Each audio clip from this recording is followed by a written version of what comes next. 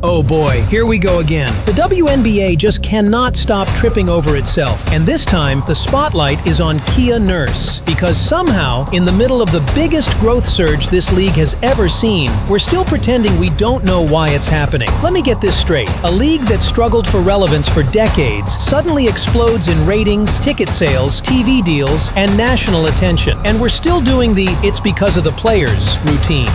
Say the name. Caitlin Clark. Oh boy. Oh boy. The WNBA, the gift that keeps on giving. At this point, it ain't a gift that's given, it's a pain in my you-know-what at this point. We have WNBA player Kia Nurse, another delusional player, talking about the CBA and what they deserve and what play. Why is Kia Nurse talking? Like, can one of y'all tell me that? Why is Kia Nurse the one talking now?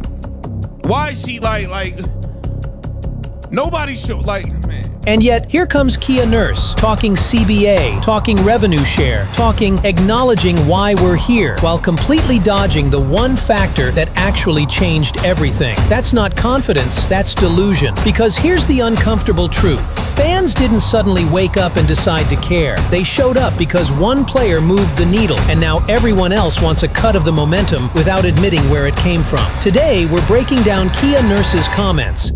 We got Kia Nurse thinking she's a reason and part of the growth. Like, what are you talking about? You lucky to have a job. Like, you could shoot. Like, you okay? You know, like you just. But you. I'm losing it, guys. KTV is losing it. Welcome to Keep the Vision. Make sure you like, comment, subscribe, share the channel, hit that bell notification, hype the video. Let's get right into this, man. Kia Nurse took to Yahoo Sports, man. Shout out to this young lady. I forget her name. The WNBA's CBA flameout, and why this refusal to be honest is costing the league public support in real time. Welcome to Her Hoops. If you want unfiltered truth, hit like, subscribe, and drop your thoughts in the comments, because this conversation is getting real uncomfortable fast. To understand why Kia Nurse's comments hit such a nerve, you have to understand where the WNBA actually was before Caitlin Clark, not the rewritten version some people are trying to sell now. For years, this league fought for attention, empty seats, limited TV windows, minimal mainstream buzz. What has been your biggest priority when looking at the new CBA, looking at everything that's been negotiated? What's your biggest priority for this next CBA? Well, I think it's a continued conversation about revenue share, right? That's been something that we as a league have been very adamant about. We as a players organization, have been very adamant about. And so I think it's really important that we continue to focus and fight for revenue share. The WNBA survived, but it did not move culture. Then came Caitlin Clark. Suddenly, arenas were selling out. Broadcasts were pulling record numbers. Networks that barely acknowledged the league were fighting for rights. Sponsors showed up. Cameras showed up. Casual fans showed up. And here's the key part nobody wants to say out loud. That growth wasn't evenly distributed. It wasn't a rising tide lifting all boats because of collective effort. It was a superstar effect. One player dragging the league into relevance whether it was ready or not. That's why these CBA conversations feel so disconnected from reality. Because when Kia Nurse talks about acknowledging why we're here, she frames it as a long-earned, shared accomplishment, instead of a moment driven by a generational anomaly. And that disconnect matters. Because the owners know it, the networks know it, the fans definitely know it. So when players demand massive revenue sharing without first acknowledging who created the leverage, it doesn't sound empowering, it sounds entitled. And that's where the tension really starts. Let's slow this down and actually break apart what Kia Nurse said. Because on the surface, it sounds reasonable until you examine it. Her central argument is revenue share. She frames it as the next natural progression for the league, pointing to other major sports, bigger CBAs, and long-term fairness. Here's the problem. Revenue sharing only works when there is stable, diversified revenue. The WNBA doesn't have that yet. What it has is a spike, and that spike is overwhelmingly tied to Caitlin Clark's arrival. That's not an insult. That's economics. The league didn't suddenly double its value because of better role player depth or smarter rotations. It surged because one player created must-watch television. And yet, Nurse speaks as if the money just appeared. As if it's the result of years of collective bargaining brilliance, not a once-in-a-generation market disruptor. Then there's the part everyone keeps ignoring. The owners already moved. They raised max salary offers dramatically. They put real numbers on the table. They mapped out growth projections that, over time, would push contracts into multi-million-dollar territory. And instead of acknowledging that as progress, the response is, it's a slap in the face. That language matters. Because to fans watching from the outside, many of whom will never see $1 million in their lifetime, this doesn't read as fairness. It reads as greed layered with denial. And once fans feel that, you don't get them back easily. Here's where this whole situation really starts to unravel. Because while Kia Nurse is talking about being valued, the WNBA owners are leaking numbers. And they're not doing it by accident. They're doing it because public perception has completely flipped. The league reportedly put offers on the table that would raise max salaries from around $800,000 to $1.3 million, with a path toward $2.4 million per year within just a few seasons. That's not exploitation. That's aggressive growth for a league that, let's be honest, still doesn't turn a profit. And yet, players are framing this like betrayal. Meanwhile, owners are saying the quiet part out loud. Give the players everything they're demanding right now, and the league risks losing hundreds of millions of dollars. So ask yourself, who sounds more grounded in reality? Because here's the contradiction fans can't ignore. Players want NBA-style revenue splits without NBA-level revenue. They want superstar pay without superstar-driven attendance. Except for the one player they refuse to credit. That's why comments from around the league, even from former players, have started turning critical. That's why the phrase "laughingstock" keeps coming up. And that's why public sympathy is evaporating fast. This isn't just about money anymore. It's about messaging. When players go public, dismiss ownership concessions, and refuse to acknowledge Caitlin Clark's role in the surge, they don't look empowered. They look disconnected. And once that narrative takes hold, the damage spreads quickly.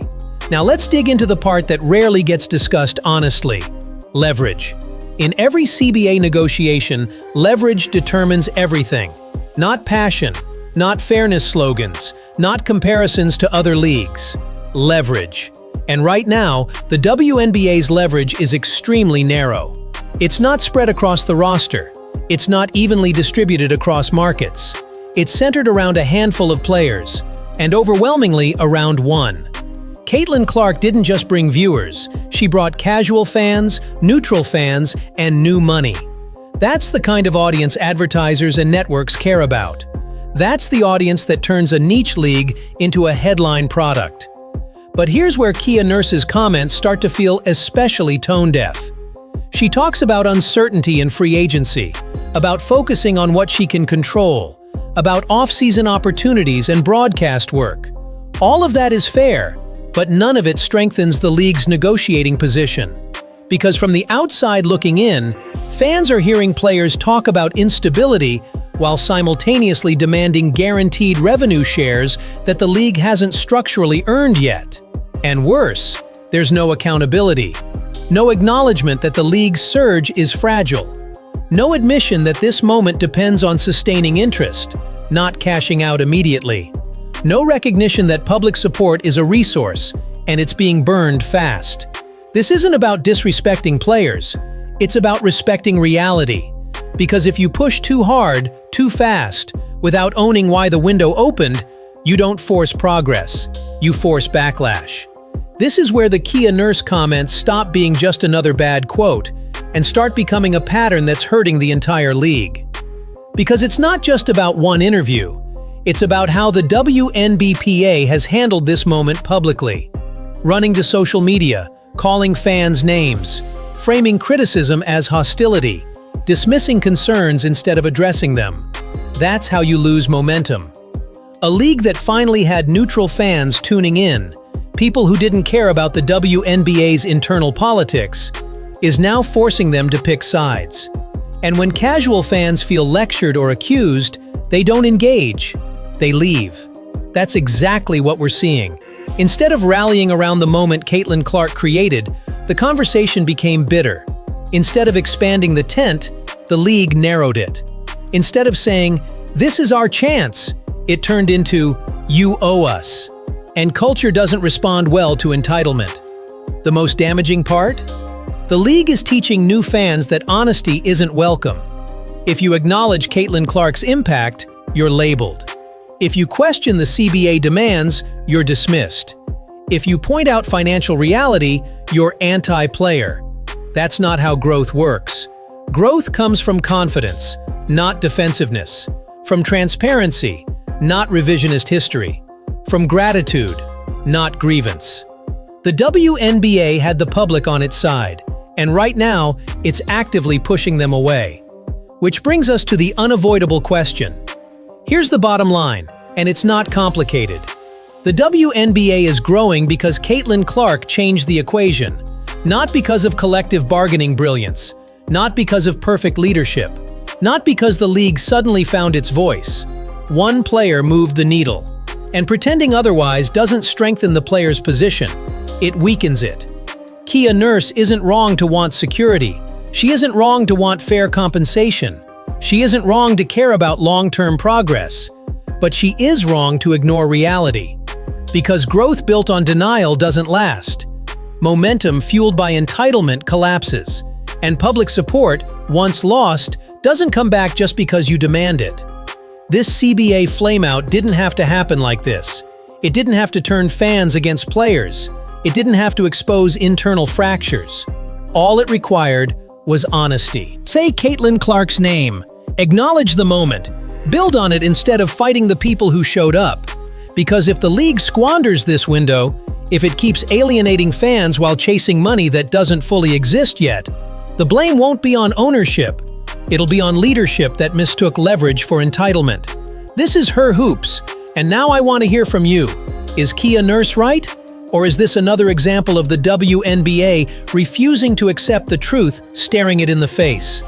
Drop your thoughts in the comments. Like, subscribe, and share, because this conversation isn't over.